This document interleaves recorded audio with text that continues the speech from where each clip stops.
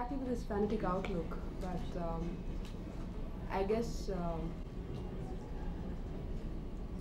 Parents are very important, and you need to teach your children, parents need to teach their children that they're there for them, so that children turn to their parents first and not anyone else.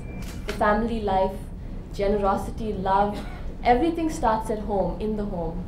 And I believe in prayer. A family that prays together stays together. If the family is the smallest unit of the world, of all the people, and if a family has peace and happiness and trust and love, the world will be a much better place. strength is, I think, the ability to fight against all odds and try my best, whatever I do, and learn from my mistakes. That's 3. More strengths, I guess.